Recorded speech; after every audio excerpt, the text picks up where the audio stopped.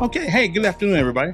I'm Kevin Elkins. Of course, you already know that. We're gonna have a conversation this afternoon about the violence going on in our communities, going on in our neighborhoods. Coming up in a little while, and this is basically what the conversation is going to be about: the violence and young people. Can we do anything, or is it a lost cause? Do we just write off that generation? I'm not sure.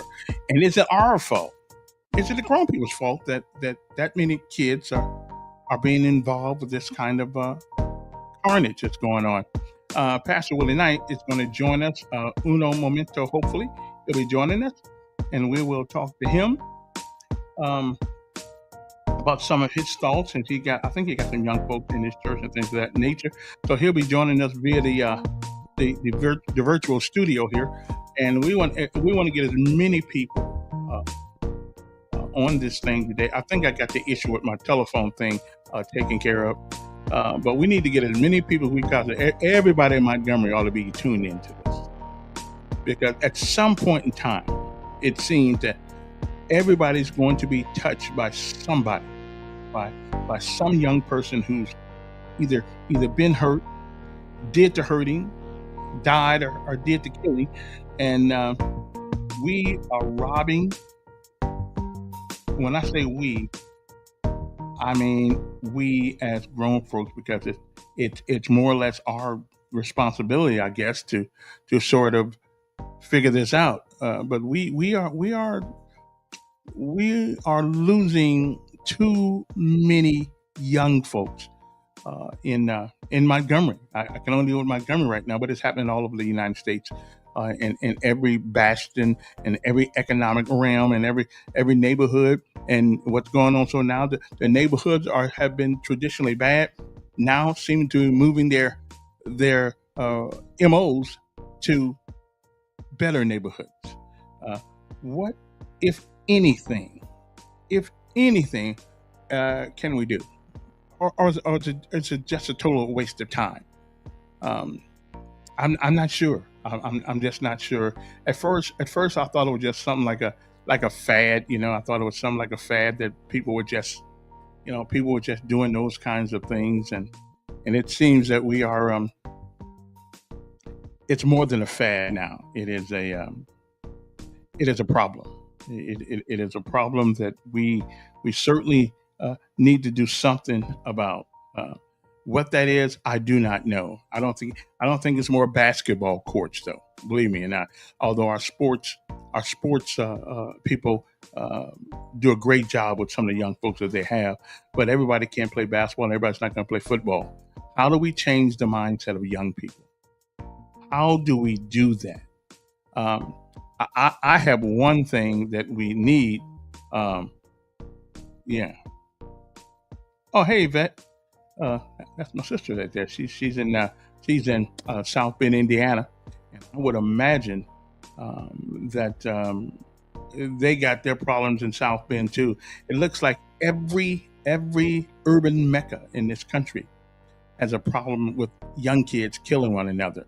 And if that had happened to us, well, we wouldn't be here, would we? No, we would not. Good afternoon, Roxanne. I normally don't do this at this time in the afternoon, um, but we're talking about it today because I'm wide awake right now. Normally I do this in the morning, but I'm wide awake.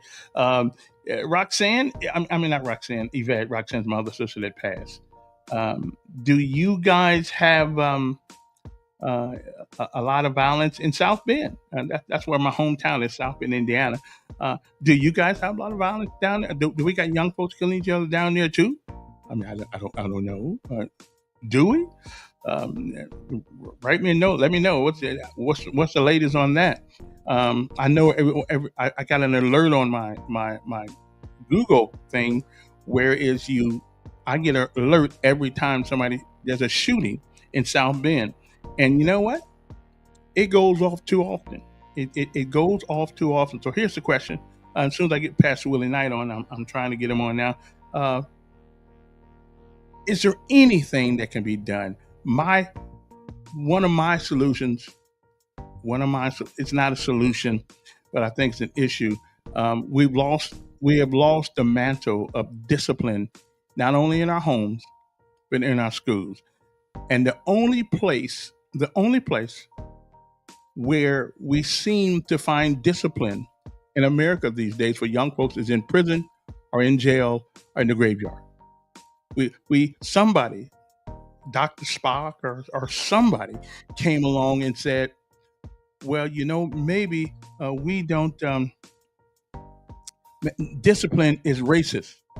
Now, the fool who said that one day when I was at a meeting, we'll see how that works out. So, again, this is my sister in South Bend, Indiana. Right? Most definitely, there has been a lot of violence trying to find some answers you're looking for, and that's what we're doing. But it's just not Montgomery. It's just not Montgomery. But it's a plague. Is it a curse? I actually hear people talk about curses all the time. Is it a curse? What did black folks do wrong that deserve this kind of attitude from our kids? I mean, I just don't. I don't know. Um, um, what are we doing wrong? Are we not parenting anymore? Do we want to be? Do we want to be friends more than we want to be parents? Um, I don't have the answers. Uh, I don't have the answer to that right now. Now, Pastor Willie Knight is not your traditional pastor. Okay, let me see if I can get him on the right on right now, because that's what I'm trying to do. Because he wanted to have this conversation. So, well, okay, well, all righty then. So that's what we're going to do. Uh, all righty then. Well, I hope I sent the right one to him anyway. Um, I hope I did. I hope I did. I hope I did.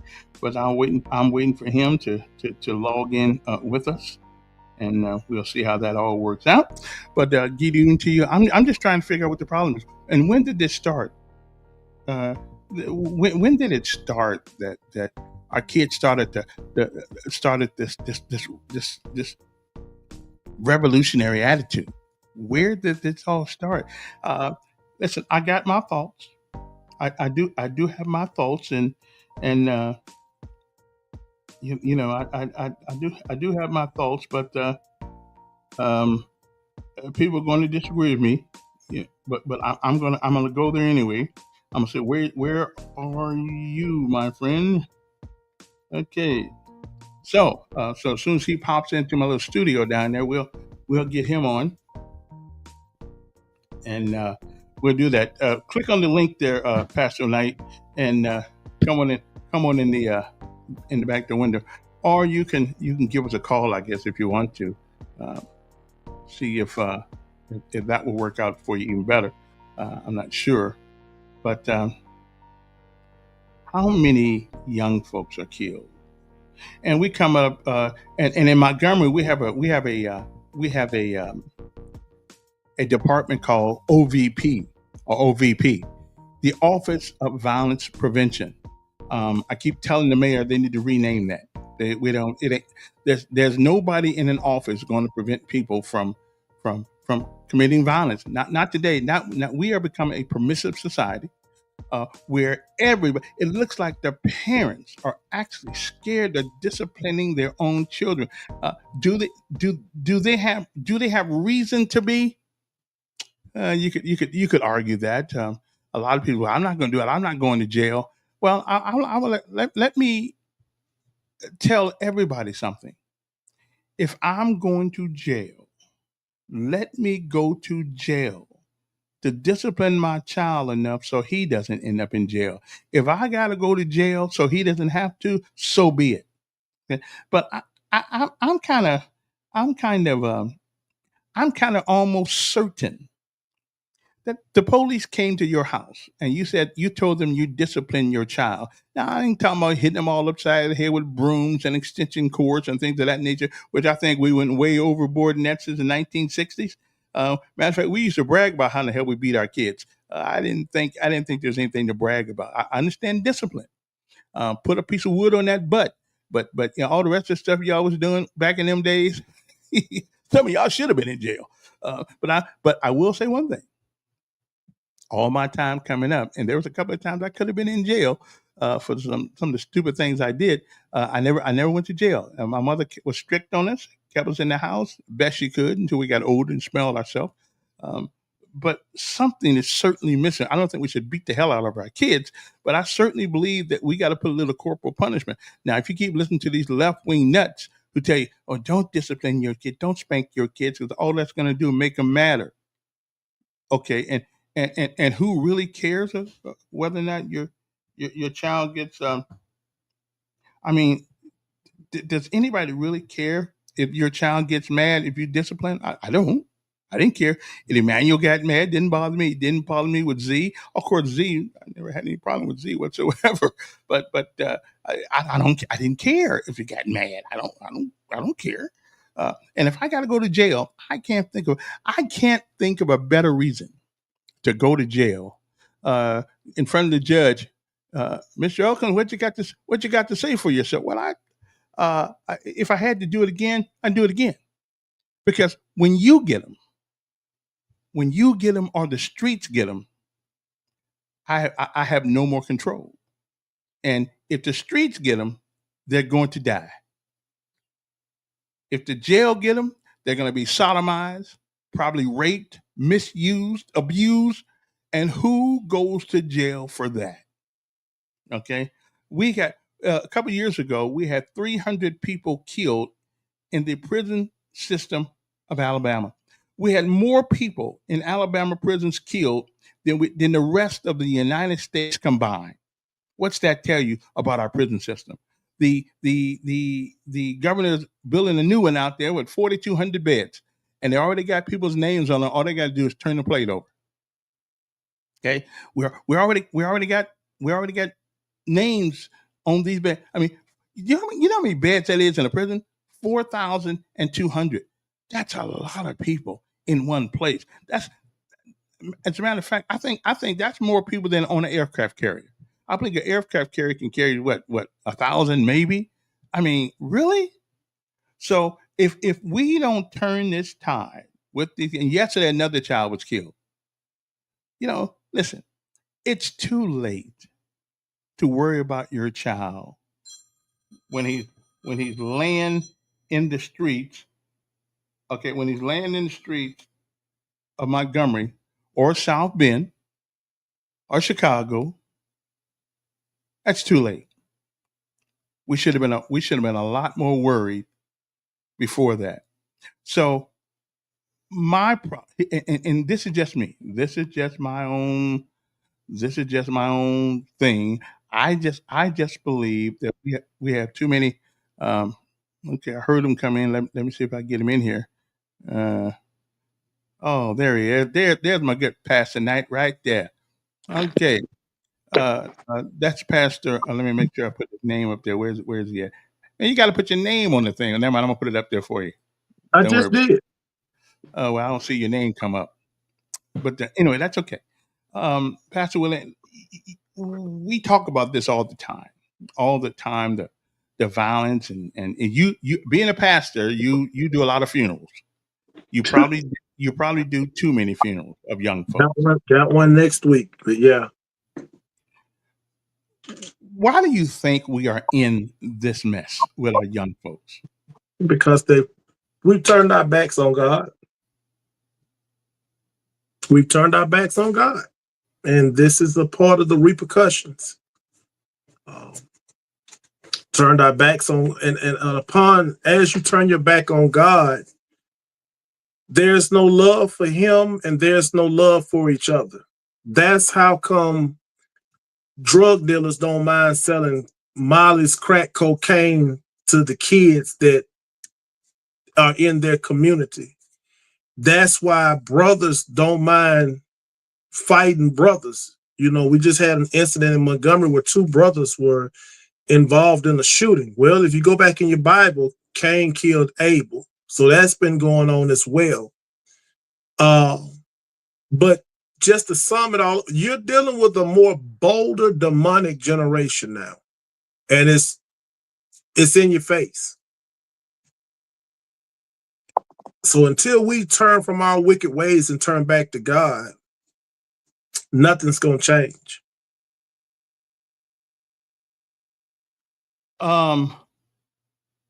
For those who don't believe in the uh, the demonics or demons. For those who don't believe that, who say that's a bunch of hollycock, explain that more. And you're a religious man, but for those who even if you don't believe in the demons, there is still a way in which we should act as human beings uh, to deal with this. You Would you? know, it's no other way to put it. And I'm not gonna give them no cupcakes. I'm not gonna sweeten up what the problem is. We're dealing with a demonic generation. I mean, it's just flat out. This is what it is.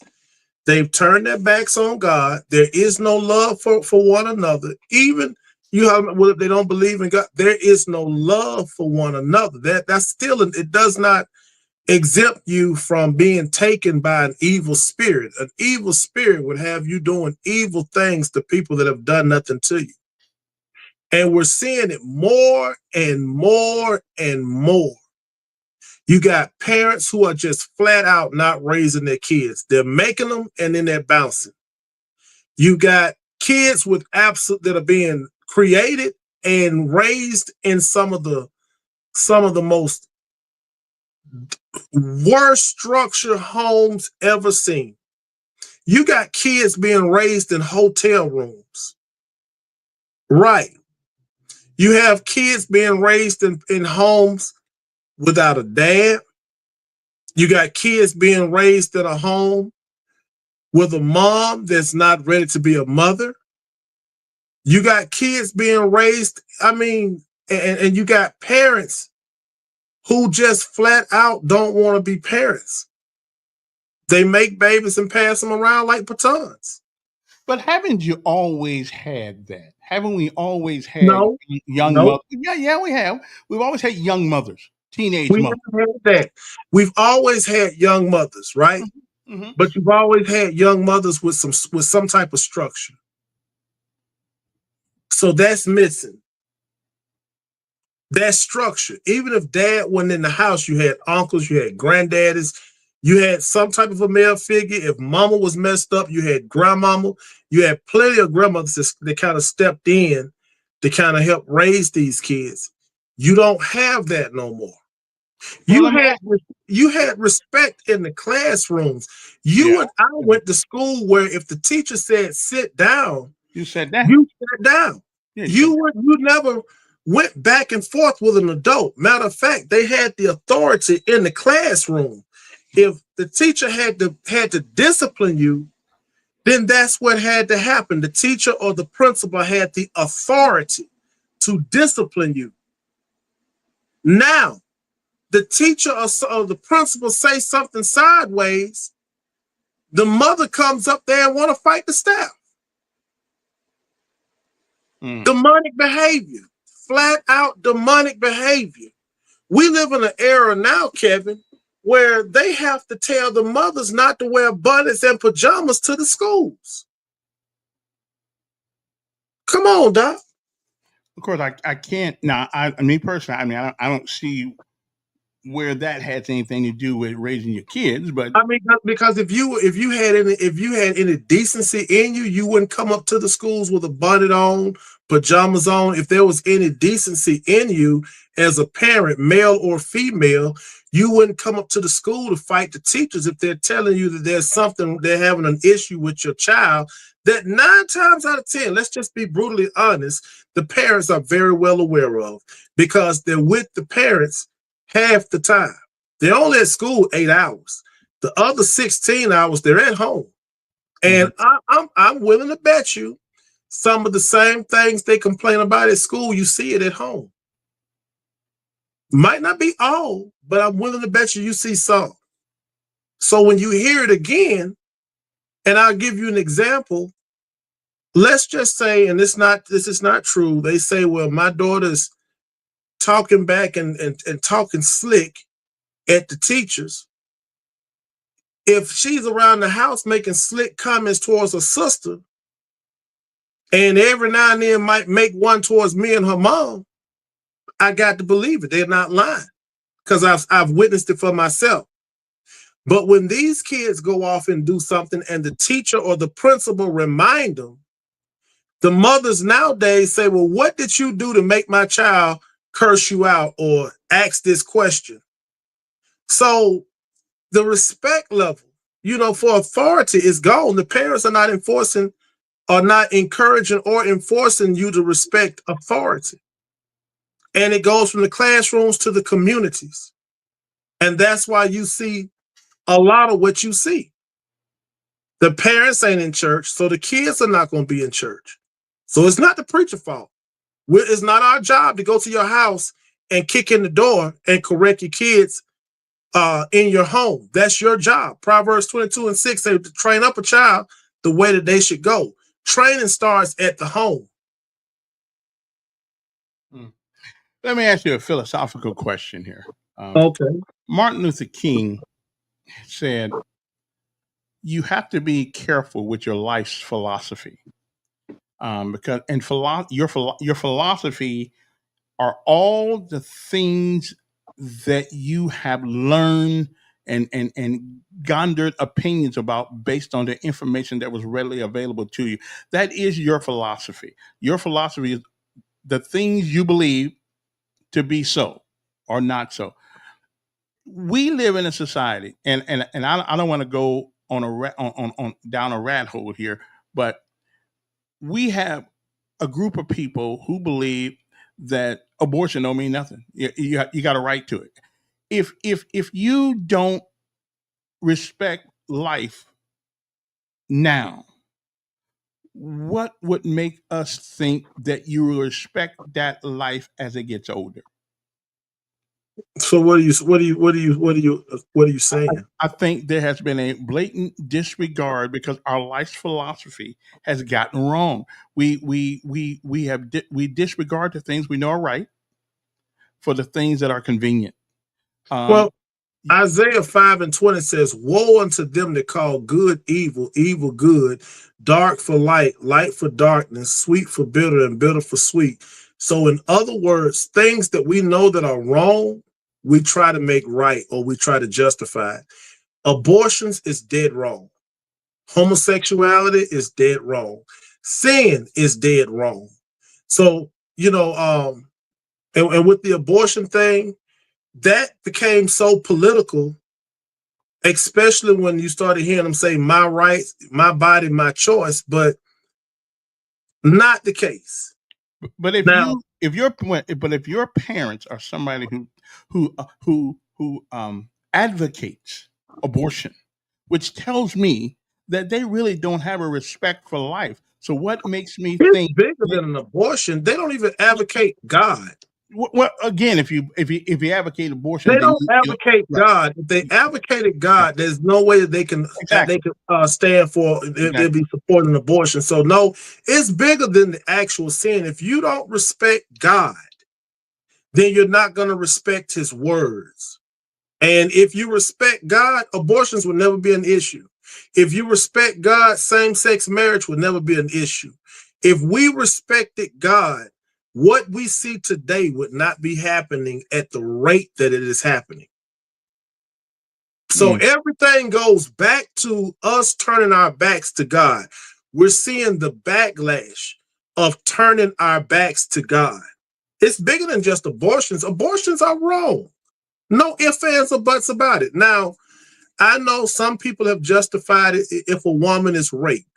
And when you look at that percentage, it's not as great as what they make it out to be. You and I both know that. Mhm. Most of the people that are having the issue about an abortion are victims of careless sex. That's what you have. So we got to put the chips on the table. We got Right. to stop making up these fake scenarios. We've got to stop pulling stuff out of just out of the clear blue. And we Mhm. have to look at things for what they are. You're dealing with a demonic generation who have turned their whole backs to God. Now let me ask you. I don't know how old you. Old you about 41, something like that. A little bit older than that, but Okay, you go close. 41. Okay. Has your generation dropped the ball? Absolutely. Absolutely. Because your generation enabled us to drop the ball. But You know, the type of stuff just rolls downhill. everybody got somebody to blame, don't we? I Um, mean, I but really, if you our generation believes in discipline. We believe in no, discipline. your generation is what introduced my generation to Ritalin. And they introduced, yes, sir, That's a introduced bad our kids to Ritalin. And guess thing. what? Hmm. 20 years later, we're looking at the aftermath of that Ritalin effect. Yes, sir. When we were having babies, it was your generation that told us about putting our kids on Ritalins because it was a downer. They wouldn't be so hyper. But then you have to think Hmm. about it. Kids are naturally Hyper, hyper. right? So your generation, who is solely responsible, we didn't make this stuff up ourselves. We just repeated history. What I mean by that, we made babies. And, we ran around, but they didn't want us to let our kids run around. So our kids were introduced to Ritalin. We had no idea about no side effects, long-term effects, this effect, that effect. We were never told what the effects of it was. We're just seeing it now. So now that our kids are spaced out at Now, do you know? 27, Are there any studies that you can verify that? Is there any? just I look mean, at them, Kevin. well, Kevin. that could I be the chicken. mean, we ain't That got could to be sit down chicken. and study Yeah, nothing. All you got to do is look at the mindset, the demeanor, and ask right. what they primarily have in common. Enough with the studies. Sometimes you got to evaluate what you've been told and what you've been doing. Hmm. We were told to medicate our kids. Well, I mean, Kennedy, the guy who's H&A, the guy who wants to get rid of fluoride, the guy who wants to get rid of all these things in our food. I mean, he may be somewhat right that all these things are affecting our kids and I things. mean, we're looking at it now.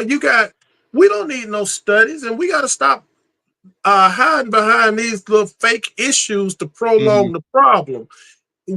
This medication was pushed off onto my generation about just keeping the kids not so hyper, and we really did not know. Me and my ex were just talking about this not too long ago, man. We got a daughter that's 28. Thank God we didn't put her on that stuff. But we look at the kids that are in her age range. Well, we look at the adults that are in her age range that did receive that medication, and a lot of them, I mean, it's just, if they were not pulled off, they had other issues. Mm. Well, I mean, there are So many people, who, of course, who've been on Ritalin who didn't go out and that's rob. not Yeah. everybody though, Kevin. So you like I said, we still to today don't know all of the side effects. Just like I had to find out about the side effects to the COVID shot. It caused eczema. I didn't know it. Guess what? I got it, and it was because of that shot. It was one of the side effects. I didn't know nothing about it. Wasn't told about it before I took it. Mhm. Mm. Well, getting to the current problem, the mayor came on TV the other day and said violent crime was down Can 20. we? I don't even want to talk about him because he's a politician, Right. and But I'm just he's saying, been telling you. does it seem like we violence is going down? No, it's not. I mean, you're looking at it in a mirror. Wait, hold on one second. Just one Okay. second. Yeah. My guess, Pastor Knight. I'm back, Doc. I just said just a second. Mm-hmm. Had to just collect something. But no, I don't even, this is bigger than Stephen. This is Right. bigger than Mayor Reed. This is the same. You cannot put much stock in a person that had a problem with flying a Christian flag, but no problem in flying the pride flag. You can't put much stock in a person like that. Morals are messed up. So I'm not expecting nothing right. I'm not really expecting the truth out of him. You know, until, like I say, until we turn back to God, we're in trouble. He's doing just what a diabolical person would do. They'll tell you what you want to hear. If I told you Santa Claus is coming to town tonight, are you gonna go? Is that gonna make you go to bed early so you can get your gifts? If I Mm. told if I told you the Easter Bunny was gonna come and lay some eggs in your yard, you gonna believe it too? Well, no. I mean, well. Once you, of course, once you get a little age on you, you don't believe that stuff. But kids believe all kinds of things. Well, once you get a little age on you, you should not keep falling for the rabbit in the hat trick. You're not going to tell me that crime is down and I can log on social media. I'm seeing 13-year-old kids getting shot in the bed. Siblings are shooting back and forth. A guy getting shot at Baptist South in the parking lot. A young man gets killed on Bragg Street. Another young man had a shootout at a traffic light off the Southern Boulevard. You just had a 15-year-old that lost his life yesterday. So no, I don't fault. I don't. The mayor is just telling y'all what y'all want to hear, and I don't fault him for it. You only at fault if you believe it. We have a crime problem. I told you what the problem is. We turned our backs to God. Unless the mayor gonna drop on his knees and start praying, there's nothing that he could do besides join us in prayer. Tell And us to turn from our wicked ways. Encourage people to start doing what they haven't been doing and stop doing what they have been doing. Unless he's willing to join that fight, then there's nothing that he's fixing to say that I'm really concerned about.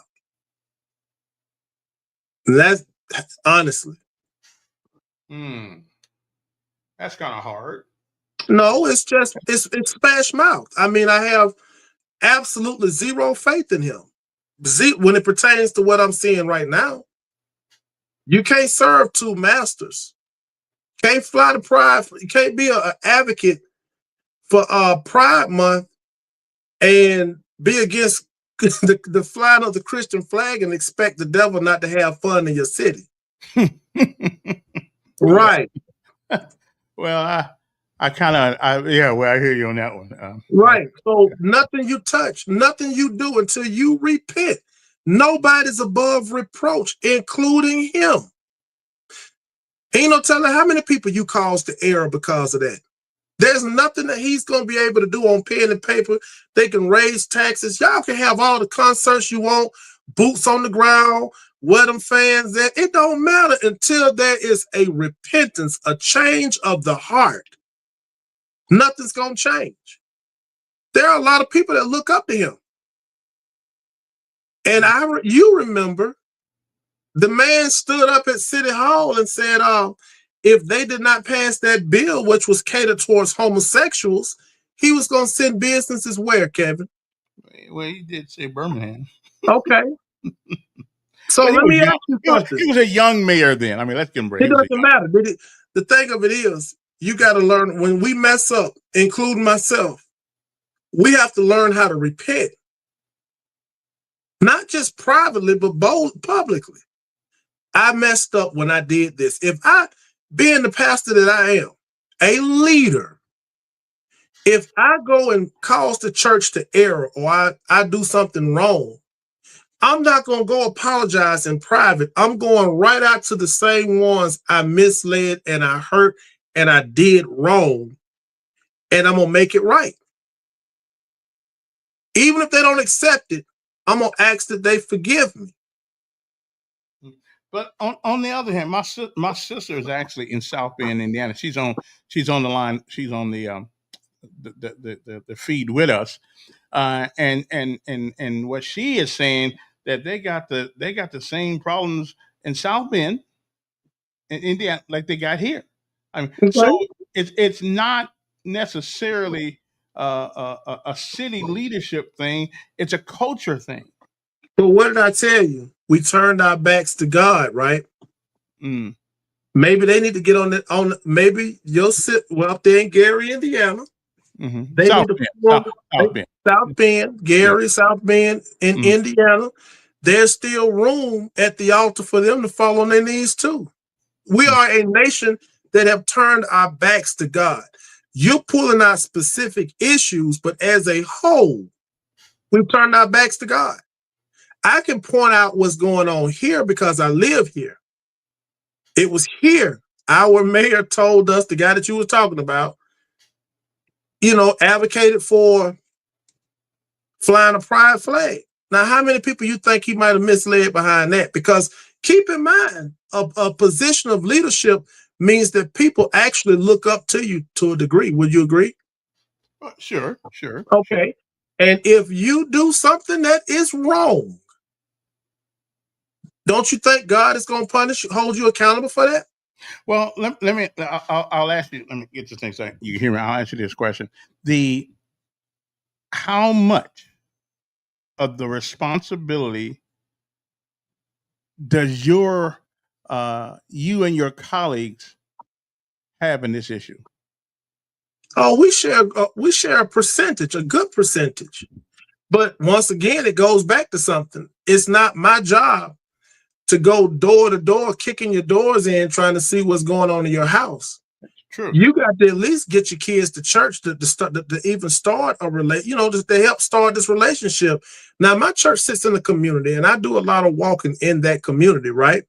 Mm-hmm. But even with that, I still cannot raise your kids. You have a job to do. Training starts at home. They need to see it in you. I need to be watering what you plant. I need to be encouraging what is planted at home. You cannot push your responsibility off on a clergyman because you don't want to grow up, because you don't want to put away your wicked ways. I'll tell you something. So it wasn't that long ago. One of the teenagers, the young men that go to the church, he's still there. We were talking about drugs and how it was bad. This is a drug. That is a drug. That boy told me, he said, "No, Pastor, I don't think a blunt is a drug." I said, "What make you think that?" He said, "Well, my daddy smoked them all the time." I said, "Your daddy smoked what?" He was like, "My daddy smoked them blunts all the time. Him and his friends." But then you saying it's a drug. I said it is. He said, "Well, my daddy said it's legal." So right now, right here, you have a conflict of interest. The child is being misled because you're telling him something that is wrong is right.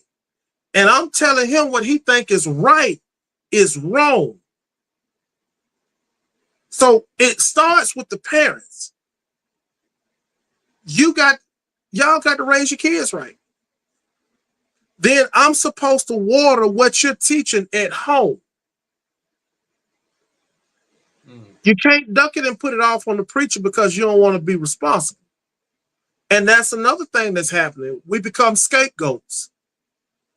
Let me ask you, is the pastor teaching you how to put boots on the ground? No.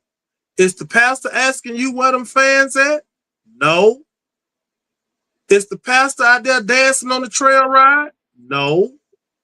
Do you see the pastors out there fighting over a pair of J's? No. Do you see the pastors flashing chains and money all on social media? No. Come on, Cap. Well, let me ask you something. Do y'all talk to them same people that are doing all that stuff? I surely do. Well, We you can surely talk to the do. ones in your church, and you can talk to ones in your church, but you Not just only want. in my church, but in the communities. I surely do. Mm-hmm. But you know what? People will, even though you still have the right to do what you want to do, they're going to avoid going certain places because they don't want to be corrected. They like what they're doing. They're comfortable with what they're doing. They have no intent on changing what they're doing. Well, then, is that a failure of your folks?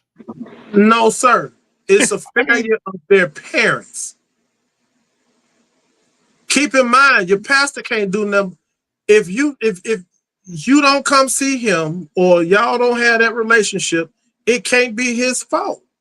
Now, but if you're coming to see him and he ain't telling you right from wrong, mhm. shoot, yeah, it's his fault. If I'm sitting here, but Kevin, what y'all want are those that'll tickle your ears. You want that one that's not going to tell you shacking is wrong. You want that. You'll praise that one that don't see nothing wrong with you disobeying God. those kinds get praised. Well, I don't know anybody who's getting praised with that kind of philosophy, I but tell you what, how many people do this is what you do. But no. How many do you see speaking out against that? well, I can't. I haven't been to everybody's church, so I But wouldn't. you always make an assumption about the church. So let me ask you, how many preachers do you hear that look like me that speak out against what I just said? Again, I don't know all the preachers, but I No, mean, I ain't from the ones you know. well, I mean, I listen. There's no From doubt the in my ones mind. you know. There's no doubt that Thank you. You don't have to. You don't have to go no further. wait a It's minute, wait a okay. minute. There's no doubt that some pastors are not fire and brimstone tell you what you need to hear as opposed to what you want to hear. That's true. That some pastors don't do it. Okay. Matter of fact, I had a pastor one day tell me I ain't gonna talk about that. They put me out of this church. That's when I had one tell me that. So And if you have to leave, you have to leave. But I'd rather you tell me not to come back and you be mad with me as opposed to me misleading you and your family and God be mad with me. I could deal with you being mad with me. You ain't gonna do but talk about me on social media, slander my name a little bit, and after a while it's over. But when God is upset with you, I could deal with your wrath, but I don't even want to even think about trying to dealing with his. And you know what? We could talk about the love of Christ all day, but do not forget we still got to deal with the wrath of God. And a part of what you're seeing going on in these communities right now is a part of the wrath of God. You got flooding going on. God allowed everything that happened. God is allowing it. The floods, these murders, these ridiculous leaders we have. You know, God is allowing it because we turned our backs on it. so what would be Pastor Willie Knight's suggestion in a way to get this house in order? I know it's going to sound hard, it's going to sound cruel, but we've got to stop what we've been doing and start doing what we have not been doing. And so, what would that be? Holding each other accountable, holding each other responsible, being a better role model for not only our families, but for those that are around us, taking things in ways that are not right and just turning from them. But in the meantime, praying to God to help you turn from some of these ways, to help you turn from some of these things. Purge your crowd. People that you know that don't mean you no good, get from around them because some people have a stronghold on you and you know they're no good when they come around, but you still choose to entertain them. Move yourself away from things that are not right, things that will cause you to backslide. Remove yourself from around it. It's not hard, but you have to have a made up mind that you're tired of living like this. And this is why I bring it home to Montgomery. Until we get tired of burying babies, Mhm. nothing's gonna change. Y'all can have a pep rally every weekend. It won't even matter. Put the guns down. Buy back. What you gonna buy the guns back for? They ain't gonna do nothing but go get some more. It's got to be a change of the hearts. And until that heart changes, nothing changes. I don't care what Mayor Reed get out there and say crime is down, and we know he lying. Until the heart changes, nothing change. And his heart needs to change. And Trump's heart need to change. And the governor's hearts need to change. And our state legislator hearts must change. And our city council hearts must change. And our families in these homes' hearts must change. Men and women must go, their hearts got to change. Go back to loving each other instead of fighting each other. Somebody sent me a thing this morning, a boy and a girl outside in Gibbs Village this morning, fighting. 6:30 in the morning. Nobody's getting ready for work. They're outside fighting. That mindset has got to change. Our women are out here fighting like gladiators. That has got to change. Our black men are picking up guns, shooting at each other. That heart has got to change. Those that feel that it's okay to distribute drugs in your community, that heart and that mindset has got to change. It's amazing to me. We'll let people that we know sell drugs in our community, then we blame the government for not intervening.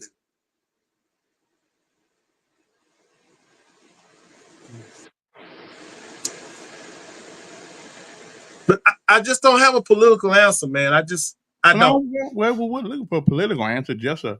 I'm just trying to figure out where to start because With us, right now, I mean, and I didn't realize until you told me earlier. I didn't realize that somebody had been killed yesterday. yeah. And you know what? It won't be the last until our hearts change. Somebody just lost a 15-year-old son. This is a young man that's not going to graduate, never going to vote, never going to have a family, never going to, matter of fact, never going to get a chance to mess his credit up, never going to get his chance to really experience adulthood, never going to get a chance to bury his mother because his mother got to bury him. Well, again, it moved my conscience when I found that I know. And just a couple of days ago, somebody else got killed. Somebody else got shot. What? Watch this. You just sent your son off to go and defend the country, right? Well, to go to basic training, just if he ever got to do it. But Zeke is going to have a chance to do something historic, right? Mm-hmm. He's going to have a chance to reach for the stars. Yeah. My daughter Zoe is reaching for the stars now as an adult. My daughter V, she's been reaching for the stars. She's 28. She's been out there for a minute. But this 15-year-old will never get a chance to see what life really has to offer. The young man that got killed on Bragg Street, his daughter made the comment, "They killed my daddy. Who's going to protect me now?" These hearts have got to change. So how do you suggest that we start that movement? The first things first, it starts with the adults. You got to start starts with us, those my age and those that are above 20, above 18. It starts with us. We've got to start doing better, being more productive, being, just things that are not right. Stop doing it. Stop supporting it. Stop encouraging it. When we see these young men and young women go to the left, stop encouraging demonic behavior. Even if you don't have to be in church to stop being demonic. Demonic is things that you know that is dead wrong. Stop making excuses for bad behavior. Stop looking for scapegoats to prolong your problems. Just stop. You know what? Just because they build a prison, I got into it with somebody. KI and them are building prisons. I said, and rightfully so. Oh, they're going to lock up all the folks. I said, and rightfully so. Here's something. You don't want to go to prison. It's a simple fix. How about don't break the law? Right? I think it's a little bit more sophisticated than that. But that is certainly the primary. Yeah, you don't have to deal with it. Yeah. You don't have to. Pretend like it's work. You know, a lot of people dodge work and don't want to work, right? Pretend like trouble is work. Don't do it. Just don't do it. I hear you. And again, some of these kids find themselves in situations that they cannot maneuver out of. And they do find themselves. I disagree. I mean, give me an example of something they cannot maneuver out of. A couple of years ago, in Millbrook, There was somebody went to these bunch of guys were in a car. A couple of them didn't know exactly where they were going. One guy was asleep in the car, didn't know where they were going. Next, you know, he wakes up and somebody went in the man's house and hurt him, and now he's in jail too. So you know, I mean, those things happen. You get in the car with somebody, you don't know where they're going, but you know, I guess you can say they didn't have to get in the car, but as young people, we do things sometimes that we don't have to do. We do, and you know what, Kevin? What I was saying was not 100% foolproof because there's going to be some people that are going to slip through the cracks. But let's just be brutally honest for just a second. A lot of people don't go with people that they don't go into unfamiliar territory. They're not they're not going to go in places where they're really unfamiliar for the most part. You're not going to hang out with somebody that you're unfamiliar with. So with that being said, knowing that you know the person you're with, you know their demeanor. So you have to make some decisions. It goes back to something. Everybody ain't worth hanging out with, and you don't need everybody to tell you. There's a lot of stuff that you know out the gate because you pretty much know their character. If you've been hanging with a person for a minute, you know how they think, you know how they operate, you know how they get down, you know how they move. So now the question becomes why you went. If I know Kevin Elkins has a tendency to steal, you might not steal every day, but I know he has a tendency to steal. I know Kevin has a tendency to like to fight. I'm going to be kind of cautious and careful while I go with Kevin. That's common sense. Well, why is that? Because Kevin might not have nothing to live for, but guess what? I do. We got a couple minutes left. You're talking to a bunch of young folks right now. Let's just act like we're talking to a bunch of young folks right now. They need the wisdom of Job from you uh, to try not to get into some of these situations. Uh, Talk to them for a couple minutes and tell them what they I need. just had a conversation with a group of teenagers on a serious note. Today is Friday. That had to be Tuesday afternoon. It's about 8 of us. We joking. You know, they call me Unc. That means that, you know, you're the senior in the group, whatnot. And so the conversation was this. One guy was buying some Pampers. Well, we were up there in Walmart on Ann Street. I'm gonna tell you exactly where we were at. And it was him he wasn't by himself, he had a partner with him, but we were in an area where it was a couple of young guys, and it was a young girl that liked girls, you know. So the thing of it was the man was reaching in his pocket and he's trying to count up how much he's finna spend in Pampers, and he's looking at what he has, and he's like, man, and he got the cheapest brand. Mm-hmm. And so I told him, I said, he was complaining about it, and he was like, he wasn't going to be able to do something that he wanted to do that day. I said, well, you made your choice, didn't you? He looked, he was like, yeah, you know, I effed up. No, you did what you wanted to do. I said, but now you see booty has a price. The other guys got to laugh.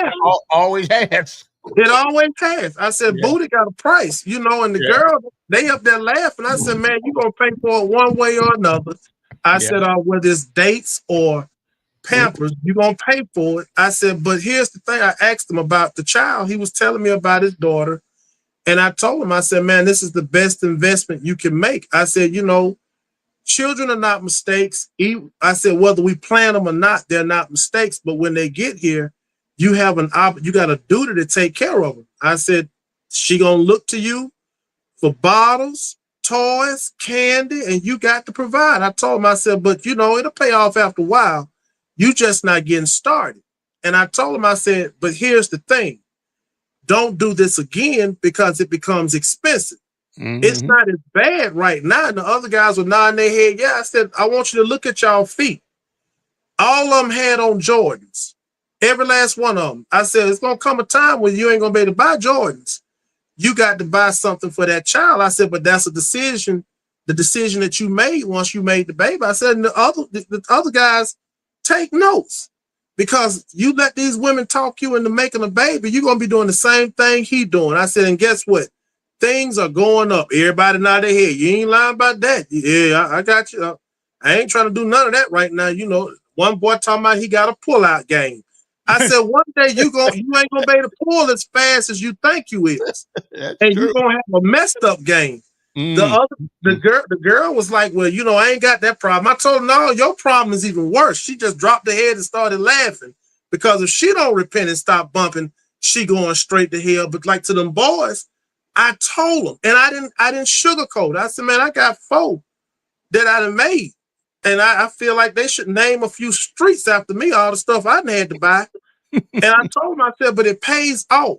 I said, they never get out your pocket. So don't ever get that. Just because they get grown don't mean they get gone. They started laughing. I said, and then for some of them, they don't move out their mama house. The boys started laughing because ain't none of them moved out of their mama house. And I told the one with the baby, eventually, you want to be the man in that house to seek to control the environment for your child, to raise your child. You don't want this girl being raised by every Tom, Dick, and Harry. Because if you don't commit to that girl, she gonna commit to the streets. In other words, you don't know who gonna be over your child. So the best way to fix that, don't have babies with everybody. And whoever you have babies with, be prepared to be with that girl. Don't get to holler she crazy after she had the baby. Y'all knew the girl was crazy when you were messing around with her. All of them started laughing.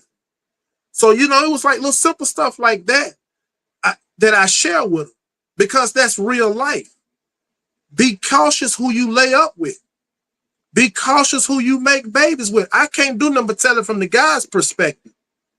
And I tell my daughters, be careful of the guys you entertain. Learn something about that guy's family before y'all start mingling like that. You need to know what you messing with. Now, you might not know everything about him, but know something. Yeah. Well, listen, it was good talking to you. I know you'll always give it to us like they say, straight, no chaser. Yeah. And of course we appreciate that. Tell the folks where your church is. I pastor the North Montgomery Baptist Church, which is located in Newtown. It is 1527 Ferguson Street. We started at 11 o'clock. Sunday school is at 9:45. Oh, by the way, for those that are in need of some groceries, we do have an awesome food bank ministry.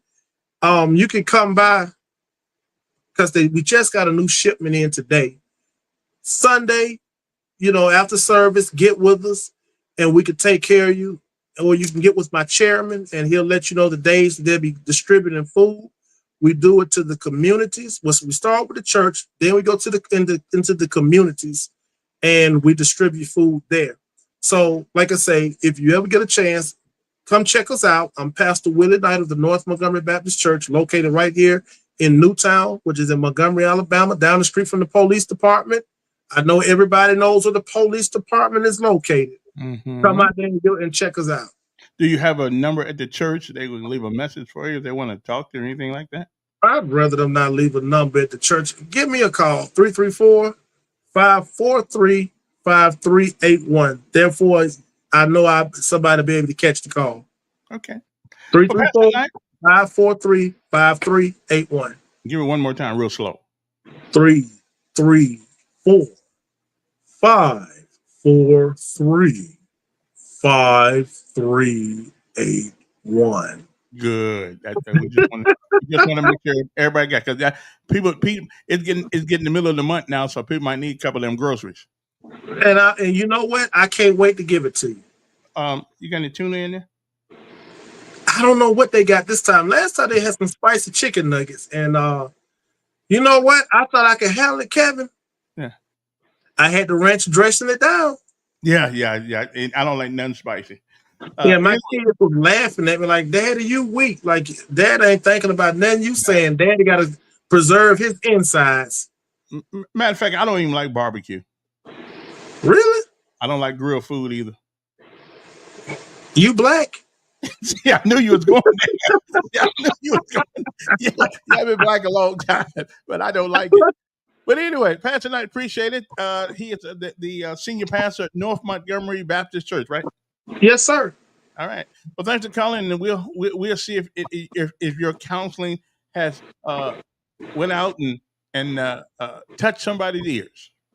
It probably did. I'm seeing little messages right now on my messenger, so Oh, I okay. think I'm finna check them out. All right. Appreciate you, man. Mhm.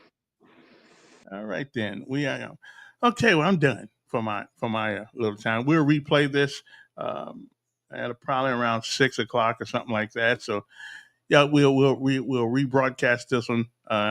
Me and Willie were talking early, and I just thought he had something he needed to share, and I didn't know another 15-year-old died yesterday. I just there's something wrong in time and space, but what that is, I'm not exactly sure.